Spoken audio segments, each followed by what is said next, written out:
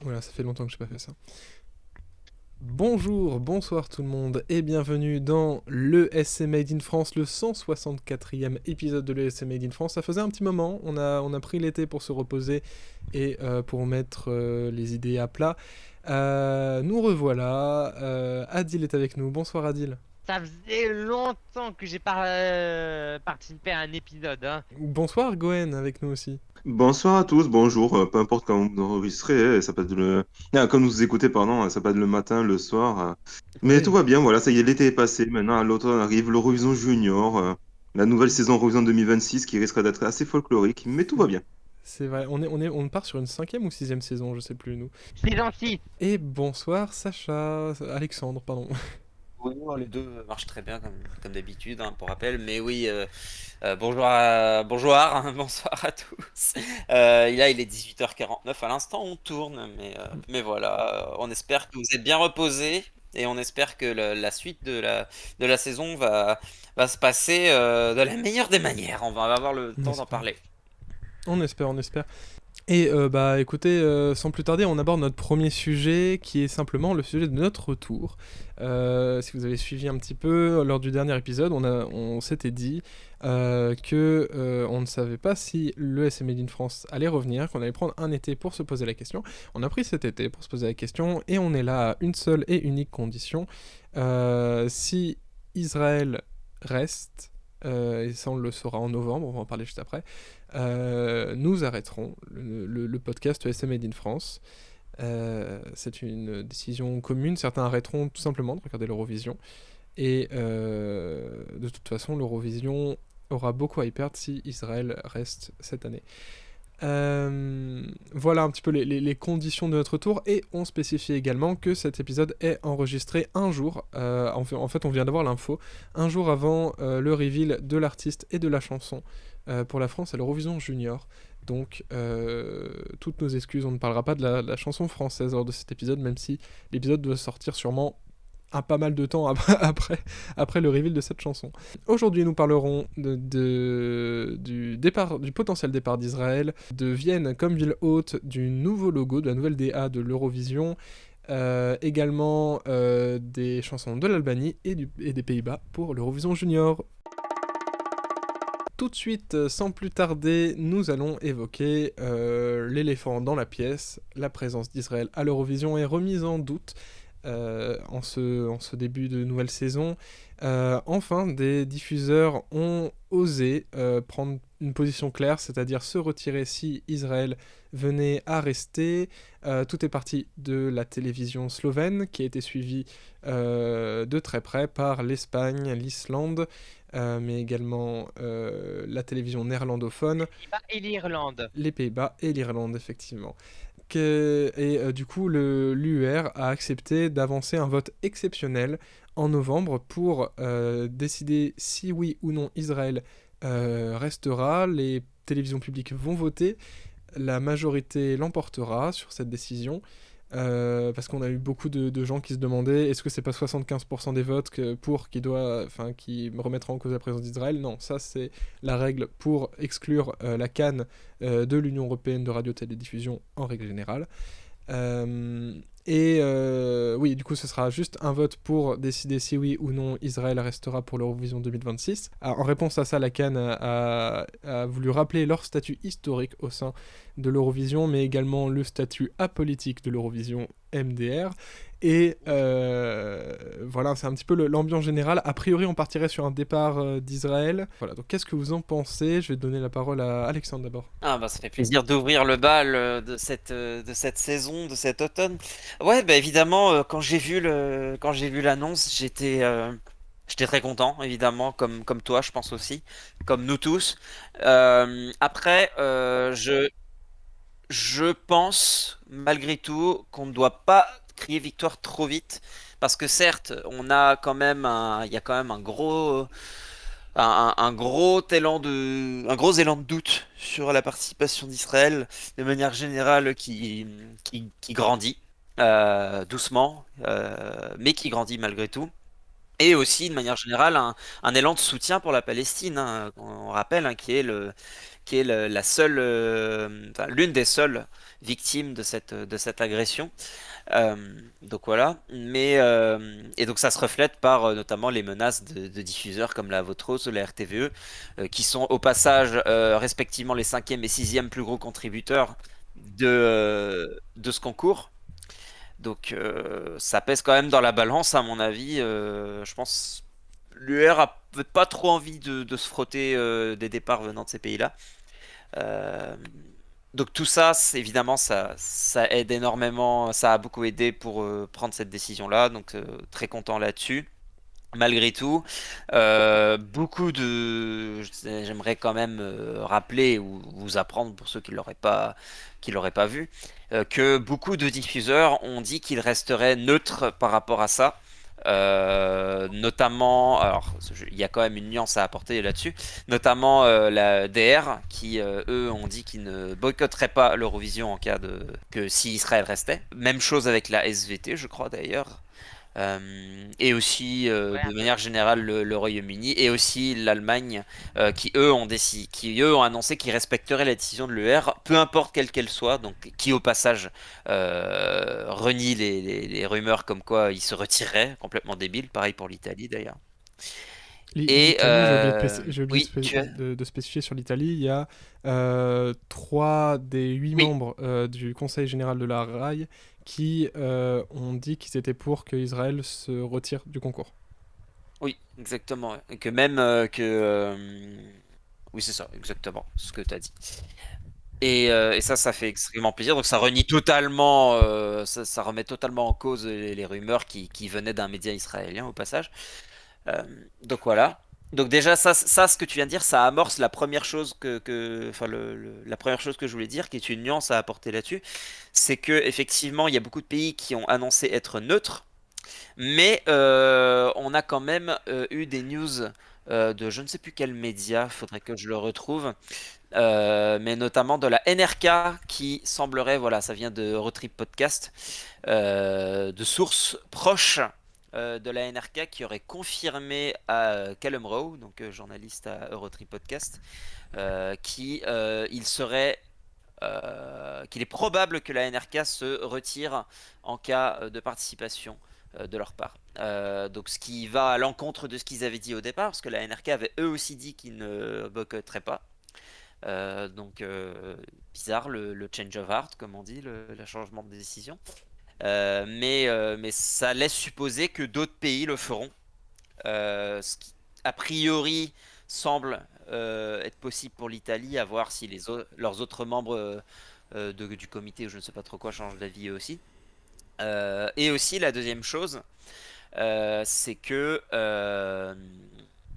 Cornel Mas, donc, qui est un membre du comité de sélection néerlandais, donc pour les Pays-Bas, a déclaré lors d'un talk show très très connu, j'ai oublié le nom d'ailleurs, mais je l'ai déjà vu plusieurs fois à la télé, euh, a annoncé que lorsqu'ils avaient pris cette décision de se retirer, que lors d'un meeting, alors je crois que c'était celui en Croatie, que d'autres membres de délégation d'autres pays l'avaient entre guillemets félicité, et qu'il lui avait dit franchement bravo, nous aussi on aimerait faire ça, on aimerait l'annoncer mais on sait pas trop comment. Donc du coup ça laisse supposer que en manière enfin en termes de communication, donc de public relations, il se mouille pas trop, mais que en interne, ça semble déjà commencer à se préparer pour éventuellement à exclure d'un point commun le diffuseur israélien. Donc ça, c'est quand même très positif. Donc il y a quand même du négatif et du positif. C'est clairement pas perdu. Je pense que même la CAN sait, et le gouvernement israélien par extension sait que leur participation est en grand danger. Ils le savent et ce tweet que nous a pondu la CAN, tu en parlais à l'instant, complètement délirant, en est la preuve. Et donc la CAN qui a publié un communiqué en réponse qui dit: Cannes, la société de rediffusion publique israélienne, exprime son ferme espoir que l'Eurovision continuera à défendre son identité culturelle et apolitique. Notre disqualification potentielle donc de la Cannes, l'un des participants les plus anciens, les plus populaires et les plus performants du concours, serait particulièrement inquiétante à l'approche de la 70e édition du concours, fondée comme symbole d'unité, de solidarité et de fraternité. Une telle décision pourrait avoir de profondes répercussions sur le concours et sur les valeurs défendues par l'UER. Laisse-moi émettre un doute quand même. Émettre un doute. Les statuts de l'UR stipulent à juste titre que de telles décisions requièrent une majorité de 75%, ce qui est faux, ça a été démontré. Nous sommes convaincus que l'UR préservera le caractère professionnel, culturel et apolitique de ce concours qui marque ses 70 ans d'union par la musique, United by Music évidemment. Donc voilà, donc totalement délirant. Évidemment, c'est un statut un peu, ça fait un peu communication de crise, comme quelqu'un a dit. On est si populaire et si on a tant de succès, les gens nous aiment tant qu'on est obligé de faire une campagne massive soutenue par le gouvernement pour que les gens qui ne regardent même pas l'Eurovision votent pour nous. Mais sinon, on est totalement populaire, hein. Ça vraiment. Israël est une Bien merde. sûr, hein. Israël est une merde. Pardon. Donc voilà. Ça ne sera pas censuré. Il y a. Je vais laisser la parole à Gwen. Qu'est-ce que tu Ouais, penses de cette vas-y. situation? Non, mais de toute façon, je pense qu'Alexandre a tout bien résumé. Presque je pourrais pas en dire plus. Donc, voilà, enfin, juste se dire, dehors les tricheurs israéliens, c'est bon, on sait que vous avez triché de toute façon. Donc, si on peut se débarrasser d'eux, comme ça, on peut faire un Eurovision 2026 assez tranquille, assez Voilà. serein. Voilà, cool, parce que là, je pense que les 2 dernières années, c'était un petit peu trop le bordel et on a failli quand même vivre un très gros drame quand même aux derniers Eurovision. On a cru quand même qu'ils allaient gagner. Et là, je pense que là, quand même, ça aurait été vraiment assez catastrophique. Donc, on remercie déjà l'Autriche d'avoir gagné parce que sinon, je pense que là, à mon avis, l'horizon aurait été fini depuis belle lurette. Adil. En fait, voilà, je vous rejoins, certes, mais on a vu quand même les campagnes massives de manière insupportable, hein. Je rejoins tout ce qu'a dit Alexandre et Gwen, hein. En tout cas, voilà, c'est un petit peu notre concentré des avis sur la situation actuelle avec la CAN et Israël en règle générale. On ne le répétera jamais assez. Soutien aux victimes. Et oui, que tout ça aussi s'inscrit dans un mouvement, un élan international de reconnaissance à travers le monde qui fait plaisir à voir. Mais ce qu'on attend surtout, c'est des actions concrètes pour arrêter ce génocide et la vente d'armes auprès du gouvernement israélien. Voilà, c'était un rappel que je souhaitais faire. Mais sans plus tarder, nous allons passer aux infos un peu plus sympas. Parce que... Voilà. L'Eurovision 2026 aura lieu donc à Vienne, qui est la ville hôte, qui du coup a gagné face à Innsbruck. Moi j'aurais bien aimé que ce soit Innsbruck, mais du coup ça sera lié à Vienne comme en 2015. La 60e édition en 2015, la 70e, enfin la 60e était à Vienne, la 70e sera aussi à Vienne.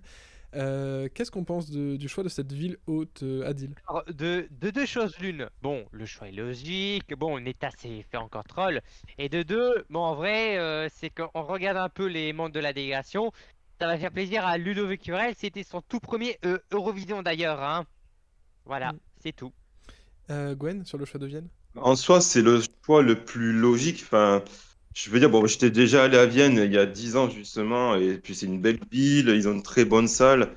Bon, qui peut paraître peut-être un peu petite à la télé, mais c'était quand même assez grand.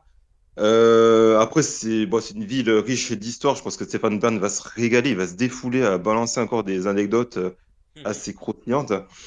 Non, voilà, enfin, c'est un très bon choix. Bon, après, peut-être qu'Innsbruck c'était bien, mais le problème d'Innsbruck, c'est que c'est peut-être pas si bien desservi que ça. Et pour trouver un logement, je pense que ça aurait été très compliqué.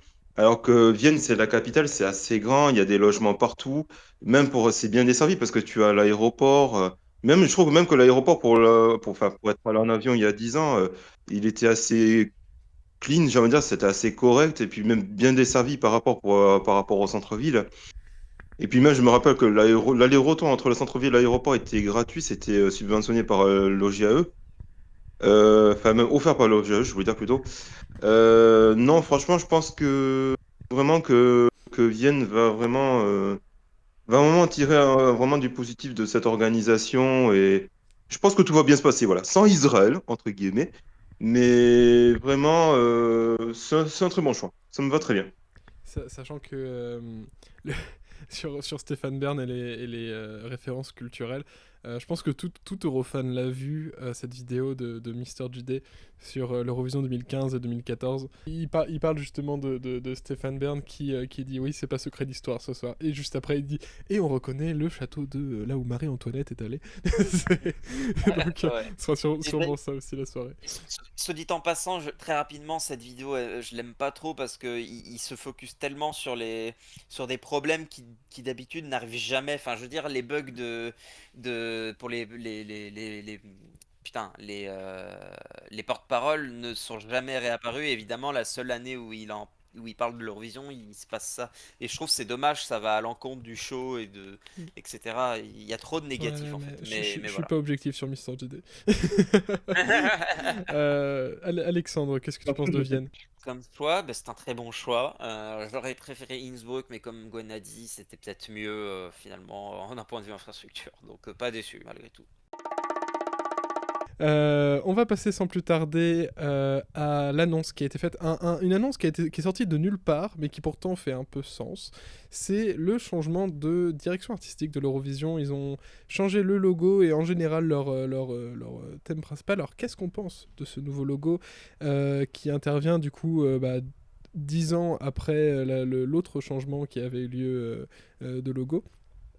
Qu'est-ce qu'on en pense, Adi, dis-nous tout. Alors, ce nouveau logo, bon, qui s'est bien centré, bon, pourquoi pas, pour le cœur, bon, ça passe. Mais en fait, c'est juste, ouais, ça fait un peu trop lisse, on dirait que c'est fait par une IA. Et surtout, pourquoi ne pas avoir mis le E en majuscule, ça aurait été un peu plus classe, mais bon. Alors personnellement, ce nouveau logo, je suis pas entièrement convaincu. Je sais, alors il est un peu clivant dans la communauté. Il y en a qui l'aiment, il y en a qui l'aiment pas, il y en a qui le trouvent moyen, il y en a qui s'en foutent. Personnellement, je suis pas fan en fait du fait que le E majuscule, enfin le E de Eurovision soit pas en majuscule, mais qu'il y a un E majuscule dans Contest, ou alors que Song Contest soit aussi gros que Eurovision, c'est pas forcément logique que Song Contest soit aussi gros. Moi, je vais juste vous renvoyer vers la vidéo de Basti sans MS qui décrypte le nouveau logo et que je trouve plutôt cool et qui met le doigt sur ce qui ne va pas dans ce logo. Après, c'est pas non plus un logo catastrophique, hein, on aurait pu avoir pire et je pense qu'on va s'y faire au fur et à mesure. Gwen, qu'est-ce que tu en penses? Il me gêne avec ce logo, je trouve qu'il fait peut-être un peu trop cartoon, qui fait peut-être un peu trop dessin animé. C'est un peu dommage, je trouve qu'il manque un peu de sérieux. Et l'autre reproche que je ferais, j'ai l'impression que ça a été généré par l'IA. Même si ça a été démenti, je crois, ou je sais pas Oui, ça a qu'est-ce qui été en a été démenti. dit. Mais j'ai l'impression qu'il n'est pas authentique, vraiment, enfin, même ça donne l'impression que l'UR maintenant s'en fout un peu de l'Eurovision, qu'ils disent voilà, on vous balance ça et puis débrouillez-vous, enfin, on en a rien à foutre, voilà quoi. Même si Ostadal est parti, même s'il y a eu beaucoup de changements, j'ai pas trop l'impression qu'il y ait vraiment de la motivation sur l'Eurovision de l'année prochaine et c'est un peu dommage. Bah, J'aurais peut-être préféré garder l'ancien logo. au contraire, je crois que ils sont partis dans une démarche de faire un. Déjà, rien que le fait d'avoir choisi United Man Music pour toutes les éditions et ce nouveau logo-là, qui fait peut-être un petit peu plus. Un petit peu plus. Enfin. Enfin, que cette histoire de renouveau et tout, j'ai l'impression qu'ils sont vraiment dans une idée de commercialisation d'une marque qui est Eurovision. Et au contraire, je pense que c'est pas une délaissée, c'est au contraire. Je sais pas si pérenniser c'est le mot, mais en tout cas le laisser dans le temps, quoi. Euh, Ouais, mais on dirait que c'est un petit peu raté, on va dire. Ouais, bon ça pour le coup, oui, ça on peut, après on peut en parler. Alexandre, qu'est-ce que tu en penses? Au début, j'ai vomi, je vous avoue. Au début, j'ai vomi et puis après, en vrai, il s'est passé 3 4 heures et en vrai, je commençais à l'aimer un peu plus. Et puis ensuite est apparu le theme art pour Vienne Ouais. avec du coup l'annonce de la ville. Et j'avoue que en vrai, j'aime bien. Surtout avec surtout la police d'écriture. Alors pas du logo Eurovision, mais celle d'en dessous. du nom de la ville. Mm. J'avoue que je trouve que ça fait un peu un élan de jeunesse. Euh, et je pense que c'est aussi ce que cherche la marque Eurovision, du coup, à se rapprocher des jeunes. Euh, Parce que les jeunes, c'est le futur, évidemment. Euh, donc ouais, à voir. Je sais pas en fait si ce sera vraiment la DA finale pour Vienne. Je sais que c'est le 70e concours, donc ça ferait sens. Mais ouais, à voir, sachant qu'en plus on est dans un, un drapeau complètement rouge, alors pourquoi avoir un fond bleu, je sais pas. Enfin, on verra. Euh, Pardon. Donc ouais. Dans tous les cas, ça reste un bon logo. Voilà, il est pas, c'est pas le disaster que dont Mm. certains ont parlé.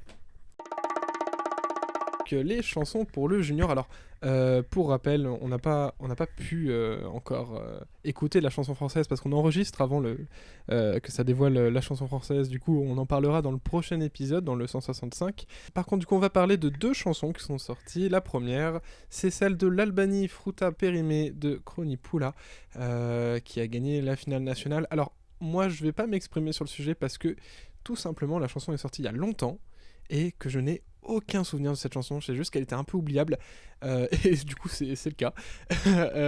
Qu'est-ce qu'on pense de cette chanson? Je vais donner la parole à Gwen en premier. Alors, je me suis quand même renseigné sur cette chanson, parce qu'il fallait quand même se renseigner. Alors, juste une chose, en fait, c'est une chanson qui a été choisie par le Festival Ikegesh Junior. Je crois que ça c'est dit en albanais Femelilere. Alors, je suis désolé, j'ai pas fait albanais en LV3. Je me suis quand même renseigné. Alors, pour moi, c'est une chanson, je trouve, qui fait très Eurovision Junior. Peut-être un peu peut-être sous-noté de la part de certains européens, mais ce que je peux comprendre, parce que c'est vrai on s'entend pas du tout à ça. Moi, je trouve que ça fait vraiment dans la cible Horizon Junior, bon, du fait que Crony Poula a 9 ans, et le fait que bah, ça soit justement une enfant qui chante une chanson qui peut paraître assez joyeuse. Alors, juste attention, frutta périmé, ça veut dire les fruits et légumes. Ça veut pas dire que les fruits sont périmés. De toute façon, c'est juste un faux ami albanais.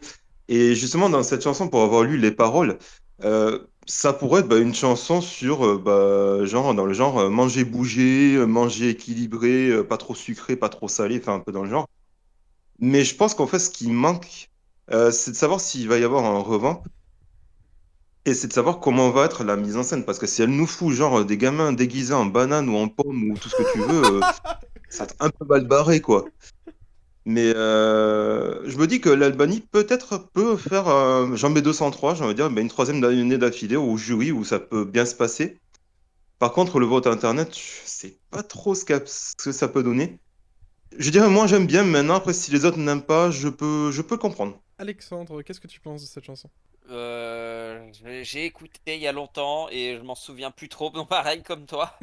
Je me souviens juste que j'avais pas du tout aimé, et que ça sonnait très cheap, mais en même temps ça devait être une première version, je pense, Mm. chantée à un festival random, en extérieur en plus de mémoire. Donc ouais, il faut entendre la version finale pour se faire un vrai avis, je pense. Mm. Des avis très experts sur cet épisode. Ouais, vraiment, on a vraiment fait les recherches à fond là. Heureusement que je suis là, parce que si j'aurais pas été là, vous auriez été dans la merde quand même. Gwen qui Oui. sauve l'épisode. Nous allons passer à la chanson des Pays-Bas. Alors, est-ce qu'on en a plus à dire? Bah, moi, toujours pas, vu que j'ai toujours pas écouté la chanson des Pays-Bas. Donc, ça, c'est fait. En tout cas, c'est Midao qui a gagné avec la chanson Freeze. Elle a gagné le festival, du coup, Junior Song Festival, je crois, un truc comme ça. Oui, c'est ça. Elle a gagné, sachant qu'elle a tout raflé, hein, elle a eu les 12 points du jury enfant, les 12 points du jury expert et les 12 points du public. Donc elle a eu 36 points, elle a tout gagné. Et derrière elle, c'était Iconic avec Don't Touch, 28 points. Ensuite, c'est 27-26 points. En tout cas, elle a tout dégommé. Gwen, qu'est-ce que tu penses de Freeze? Bon, je vais déjà donner mon avis sur la sélection nationale quand même. Vas-y. Franchement, j'ai trouvé que le niveau n'était pas vraiment au top.